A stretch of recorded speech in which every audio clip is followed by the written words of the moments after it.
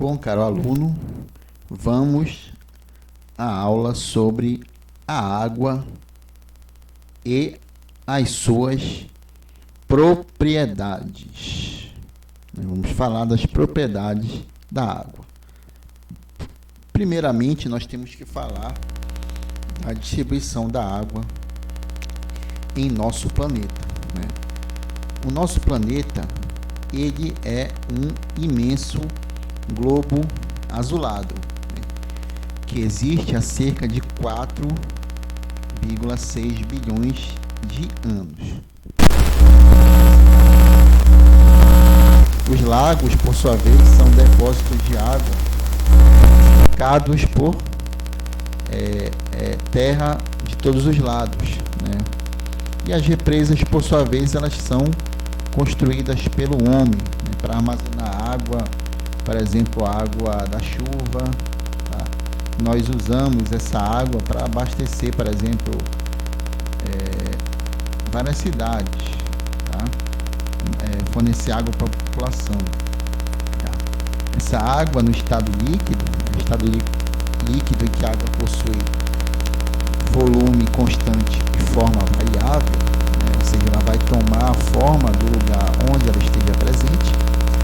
Ela também se infiltra nos espaços do solo e das rochas, né? Nas nuvens, tá?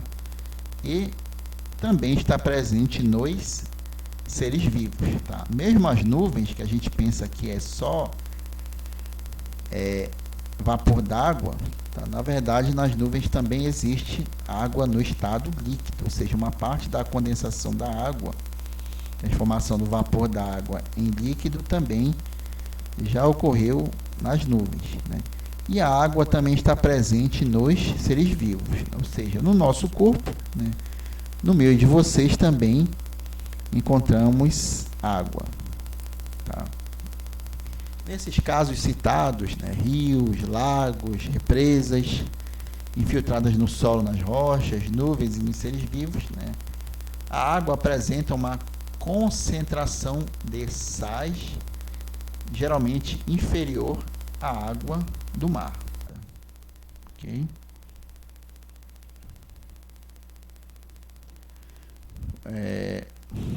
O percentual de água doce no nosso planeta, né, dos 2,6% ou 3%, cerca de 1,8%, né, quase 2%, é de água encontrada no estado sólido.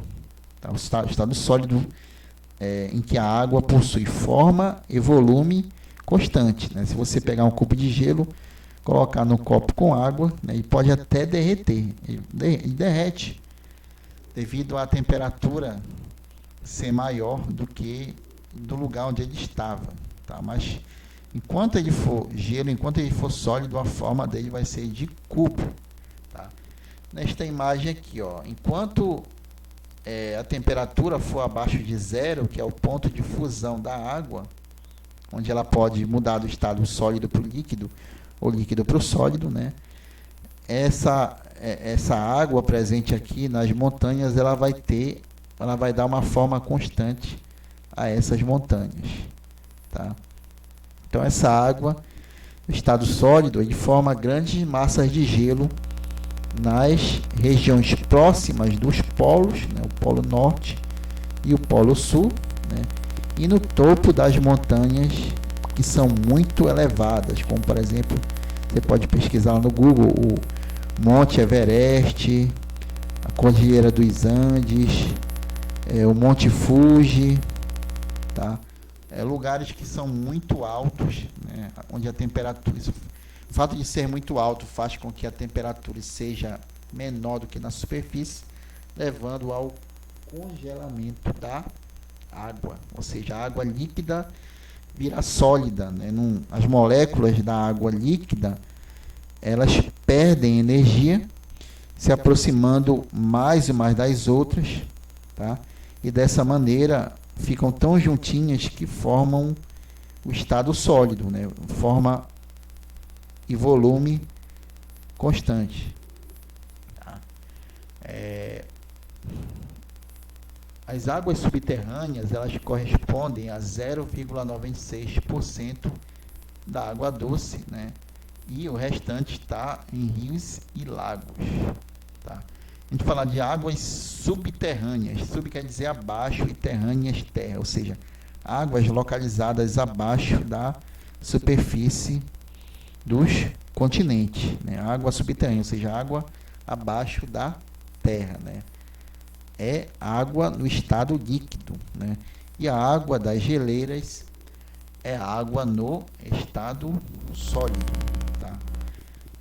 No estado sólido, né? Novamente repetindo, porque nesses lugares a temperatura da terra, a temperatura do ambiente durante a maior parte do tempo é abaixo de 0 graus, né? E 0 graus faz com que a água se solidifique ou permaneça no estado sólido, tá?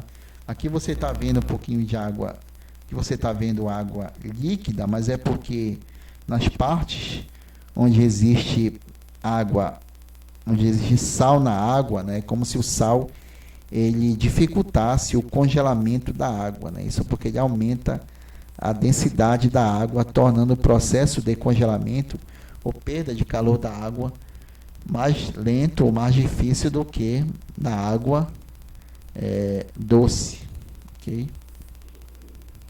Nos lugares onde a água é doce e líquida, são lugares onde a temperatura ela se encontra acima de zero, né? Acima de zero até 100 graus, a temperatura faz com que a água se mantenha no estado líquido, ok?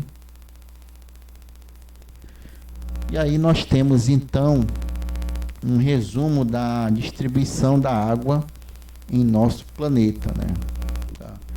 Aqui o planeta Terra, né? O globo azulado, né? Azulado porque 97%, azulado porque 71% da água do nosso planeta, tá? 71% do nosso planeta é formado por água, tá?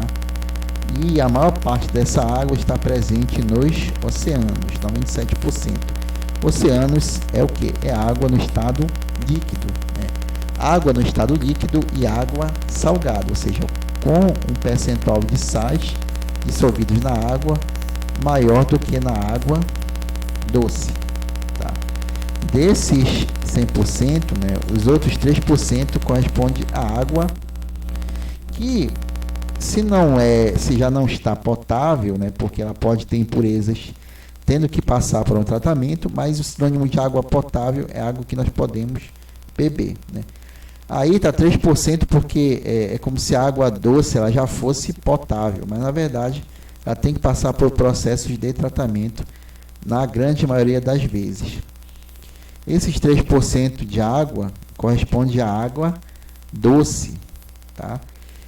E desses 3%, 70% está presente nas geleiras e nos icebergs, né? Icebergs são grandes depósitos de água, de gelo, de água no estado sólido, tá? 29% é água subterrânea, tá? Que é H2O, né? Aqui mostrando as plantas, né? E aqui embaixo H2O, que é a molécula de água, né? Aqui abaixo da raiz das plantas, porque isso aqui quer indicar o que? Águas subterrâneas, tá? O termo aquífero se refere à água subterrânea, água formada a partir da infiltração da água da chuva, né? Os aquíferos, né, são grandes depósitos de água subterrânea, né? Água potável, tá? Ou seja, água doce no estado líquido presente debaixo da terra. E os outros 1% da água está presente nos rios, nos lagos, no solo, e aqui a biota se refere aos seres vivos, tá? Toda vez que você ouvir falar em biota, significa os seres vivos, ou seja, a água também está presente no nosso corpo, tá? No corpo, no meu, no de vocês, no dos animais, nas plantas, né, que também são seres vivos, né, etc, né? Então aí nessa parte nós falamos da distribuição da água em nosso planeta. Tá? Em relação à presença de água nos seres vivos, tá? Um dos fatores que possibilitaram o surgimento e a manutenção da vida em nosso planeta até hoje é a existência de água, né? Água líquida, né? A água líquida, né, nós vimos então que é um dos principais componentes da biosfera. A biosfera, para quem não sabe, é um termo ecológico que se refere às regiões do nosso planeta onde encontramos ecossistemas, né? Os ecossistemas que são sistemas ecológicos, ou seja, ambientes onde existe uma certa diversidade de formas de vida, né? Diferentes populações de seres vivos, comunidades que dependem de fatores abióticos, dentre eles a água.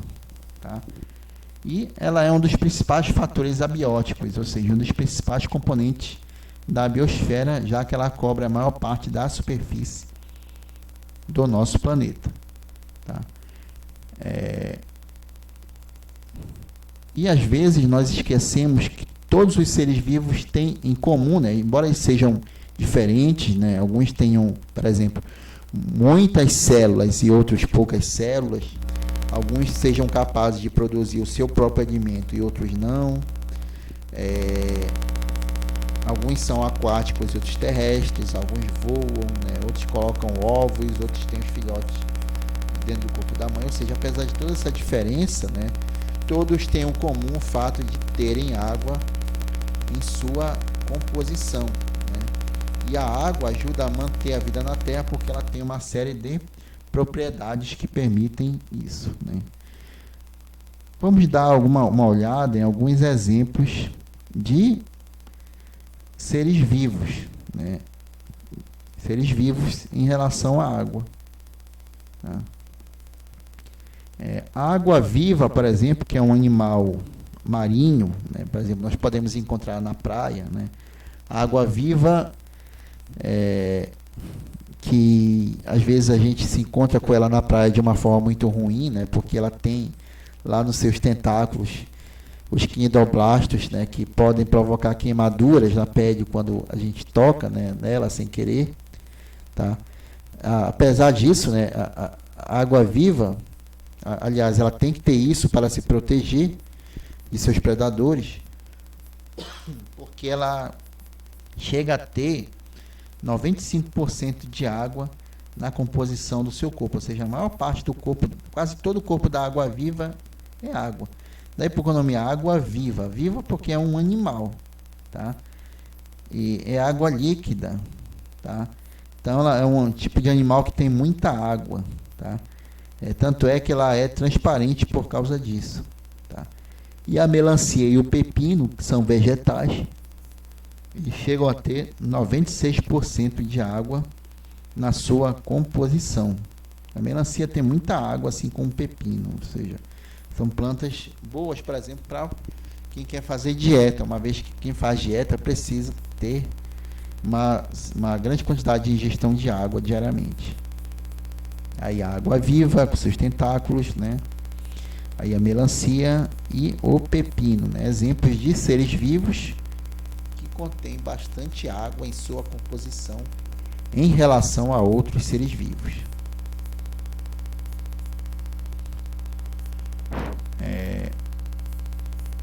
Então, a água, ela não está presente apenas nas plantas, ela também faz parte do corpo de todos os animais, né? De muitos ela tem um percentual muito grande, tá? E é fácil, né, nós comprovarmos que nosso corpo contém água, tá? Nós, por exemplo, né, precisamos ingerir água várias vezes ao dia, né? Mais de 3 litros de água, tá? Apesar de que na época de chuvas a gente não sente muita sede, mas na época do verão nós precisamos ingerir bastante água líquida, tá? Precisamos comer alimentos que contêm água, e esse excesso de água em nosso corpo nós tendemos a expelir, ou seja, eliminar de várias formas. como por exemplo através do suor, né? Quando você faz uma atividade física intensa, né? Você sua bastante, né? Ou às vezes não precisa nem fazer uma corrida, uma caminhada. O fato de você estar num lugar muito quente, sem um ventilador, já faz você suar bastante, tá? Tem pessoas que suam muito mais do que as outras, né? E o suor se dá devido às nossas glândulas sudoríparas, né? Glândulas presentes na pele, que permitem a eliminação de água, tá? Temos a eliminação através da urina, ou seja, do xixi, tá? Que contém também outras substâncias dissolvidas, através das lágrimas, quando nós estamos chorando, e até mesmo quando nós estamos falando, nós eliminamos o vapor d'água, né? Ou seja, a forma pelo qual nós eliminamos a água. A água está presente no corpo humano, já que nós somos seres vivos, né? Um adulto ele possui cerca de 70% do seu volume composto por água no estado líquido, né?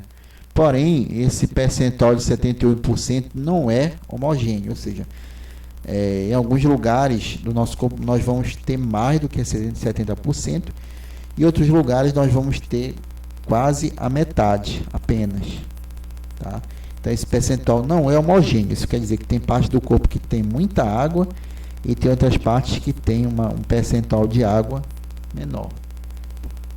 O nosso cérebro, por exemplo, ele possui cerca de 75% do seu volume composto por água, tá?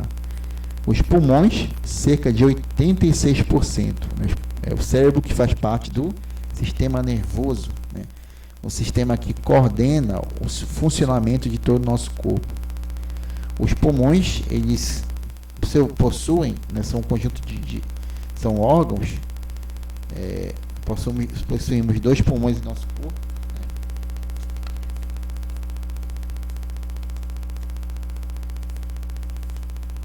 Os pulmões são importantes para as trocas gasosas, né, para que o oxigênio possa passar do ar para o nosso sangue e o gás carbônico vice-versa. Eles também possuem um grande percentual de água. Os músculos, o coração que bombeia o sangue para todo o nosso corpo, né? Mais 70% de água. Os músculos que ajudam no movimento, nosso movimento, no trabalho de contração de alguns órgãos, né? O coração ele possui uma parte muscular chamada de miocárdio, né? Que é responsável por seus batimentos através da contração muscular. O fígado, 86%, né? O nosso sangue, né? Que é uma solução formada 81% de água, o restante são outras substâncias dissolvidas e elementos figurados como as hemácias, glóbulos brancos e plaquetas, né? Os rins, que ajudam a filtrar as impurezas do sangue, tem 83%. Tá?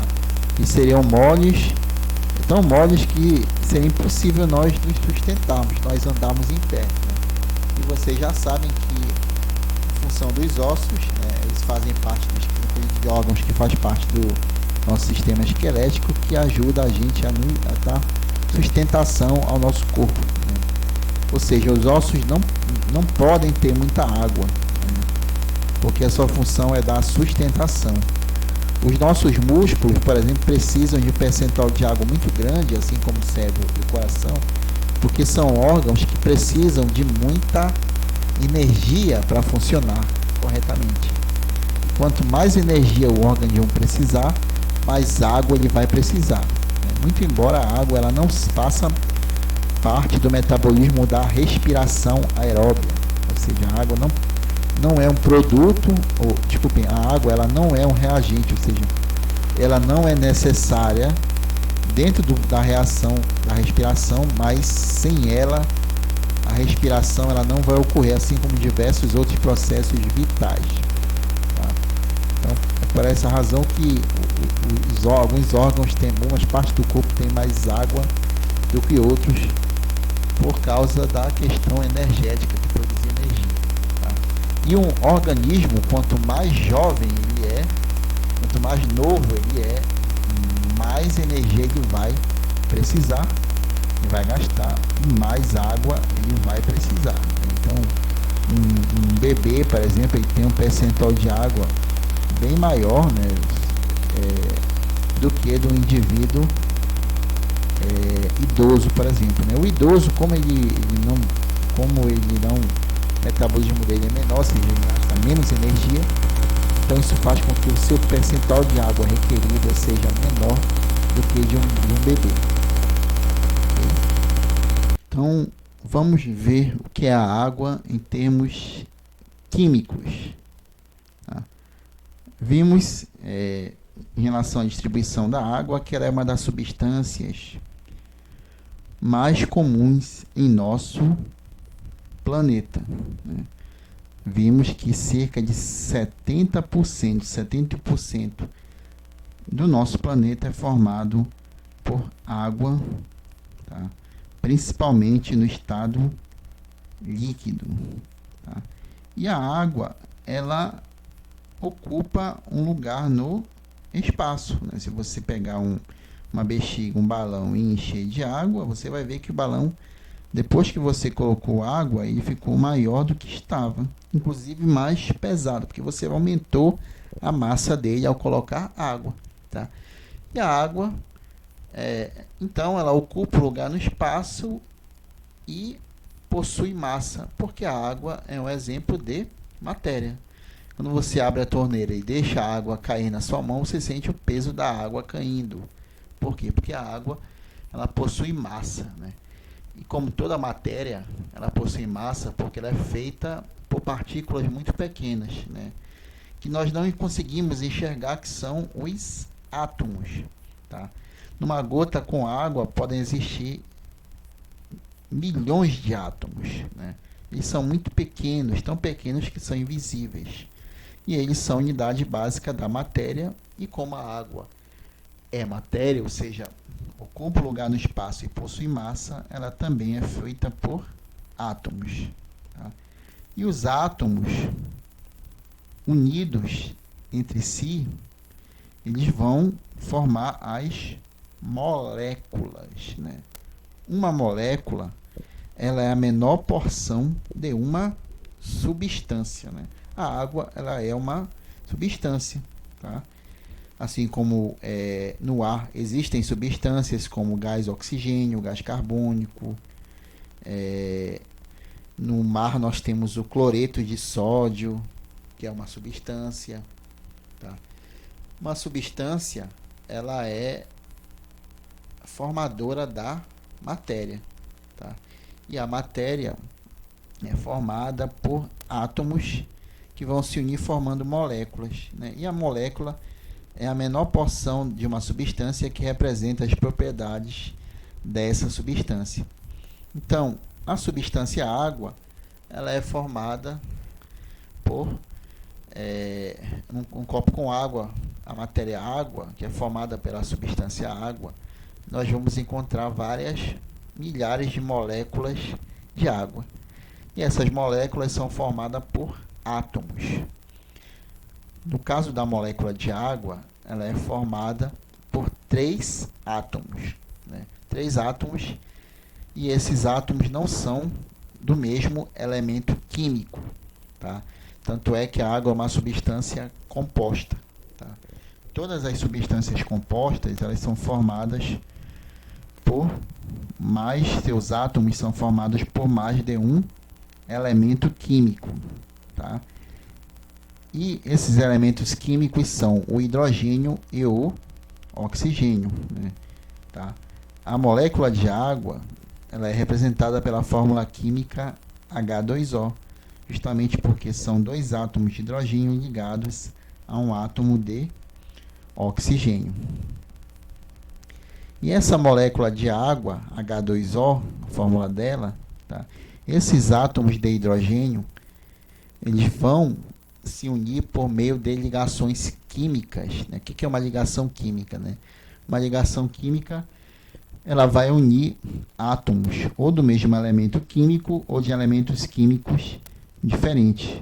No caso da água, as ligações químicas elas vão ligar átomos de hidrogênio a um átomo de oxigênio, né? São dois hidrogênios ligados a um de oxigênio por ligação covalente, né? Um tipo de ligação em que os elétrons, né? Elétrons, para quem não sabe, é unidade, é uma partícula, uma das partículas que formam o átomo, né? Além dele, nós temos os prótons e os nêutrons, tá? E os elétrons, os elétrons de átomos diferentes ou do mesmo elemento químico, eles podem ficar mais próximos uns dos outros através de compartilhamento ou de forma iônica. No caso da água, eles são compartilhados, ou seja, os elétrons do hidrogênio é como se eles, a partir do momento que se unissem ao oxigênio, eles fossem compartilhados, ou seja, um elétron do hidrogênio pertence também ao do oxigênio e vice-versa, tá? E a estrutura da molécula de água, ela faz com que haja um ângulo de 104 graus entre as ligações químicas do hidrogênio com o oxigênio, entre os dois átomos de hidrogênio e oxigênio. E essa forma, ela vai garantir à água uma série de propriedades características, tá? Vale ressaltar que, para que a gente possa entender essas propriedades, precisamos ressaltar que a água, ela possui o que nós chamamos de polaridade, ou seja, como se ela fosse um ímã, tá? Como se a molécula de água pudesse atrair outras moléculas, né? Isso se deve aos átomos de hidrogênio e oxigênio, né? O hidrogênio tem uma carga positiva e o oxigênio negativa. E aí o hidrogênio consegue atrair átomos negativos e o oxigênio, que é negativo, consegue atrair átomos positivos. E essa polaridade vai fazer com que a água tenha uma importante propriedade, que é a propriedade chamada de solvente, tá? No ambiente, é muito difícil encontrarmos água pura, ou seja, no copo com água, nós dificilmente vamos encontrar apenas moléculas de H2O, tá? Isso se deve em razão da facilidade com que outras substâncias se misturam a ela, né? Então, a água da chuva, por exemplo, quando ela cai, né, ela vai trazer impurezas do ar nela que estejam dissolvidas, tá? Estejam espalhadas nela. Tanto é que a água da chuva, ela tem um cheiro característico, né? Diferente, por exemplo, da água da torneira, tá? Uma das propriedades mais importantes da água é a capacidade que ela tem de dissolver outras substâncias, né? E ela é considerada um solvente universal. Universal porque ela é muito abundante na Terra. Em quase todas as partes da Terra existe água, tá? E solvente porque ela é capaz de dissolver grande parte das substâncias conhecidas, né? Se você joga açúcar, sal na água, né? Você pegar uma colher de sal, jogar na água, ele se espalha como se ele sumisse, tá? Mas na verdade ele não some. O que acontece é que as moléculas do sal, como cloreto de sódio, eles vão ser atraídos pelas moléculas de água. Novamente, pela parte positiva do hidrogênio e pela parte negativa do oxigênio. Vão ser atraídas, fazendo com que elas se espalhem pelo copo com água. E a mesma coisa acontece com o açúcar, tá? E várias outras substâncias, né? Uma das poucas substâncias que não são dissolvidas pela água é o óleo, né? Se você pegar, sujar sua mão de óleo e tentar lavar só com água, você não irá conseguir. Por quê? Porque a água, ela só dissolve substâncias químicas polares. Como o óleo ele não tem polaridade, então não adianta jogar o óleo na água, que ele não se mistura com a água, né? Se você jogar o óleo e a água no copo, né, o óleo vai ficar em cima e a água embaixo, tá? Eles não se misturam, né? O óleo ele é menos denso que a água e não se mistura. Por essa razão, né, a água não consegue dissolver o óleo, mas a maior parte das outras substâncias se dissolvem, né? Se você pegar álcool e jogar na água, é como se ele se espalhasse todo e desaparecesse, né? Só não desaparece porque tens a cachaça, por exemplo, que é água com álcool praticamente, né? Ou seja, não enxerga o álcool, mas o fato de ter o gosto lá do álcool prova a existência dele. Assim como o sal, né? Se você jogar o sal na água ou açúcar na água, a água vai ficar ou salgada ou doce, provando que essas substâncias estão presentes, né? E não é que elas tenham sumido, mas o que aconteceu foi que elas se espalharam, diminuíram a sua concentração graças à capacidade que a água tem de dissolver a maior parte das substâncias químicas.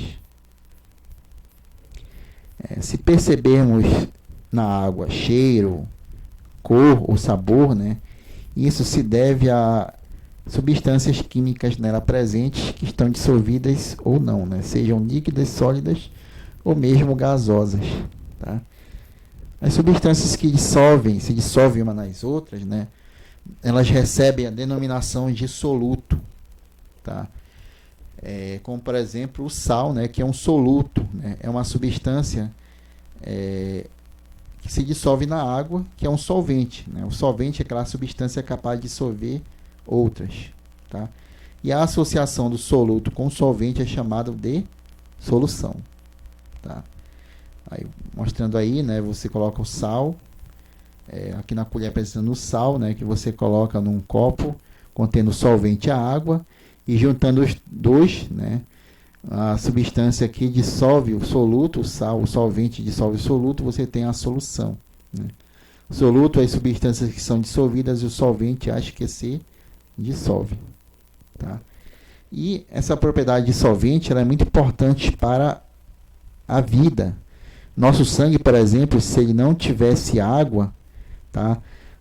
As substâncias que precisam chegar às células, como os minerais, vitaminas, açúcares e entre outros, não poderiam chegar até elas se não fossem transportados pelo sangue. E só são transportados pelo sangue porque essas substâncias elas são dissolvidas na água. Né? As plantas, apesar de elas não ingerirem água como os animais, mas elas conseguem absorver para as raízes a água presente no solo. Tá? A água presente no solo, entre as partículas do solo, as plantas conseguem absorver essa água junto com os sais minerais.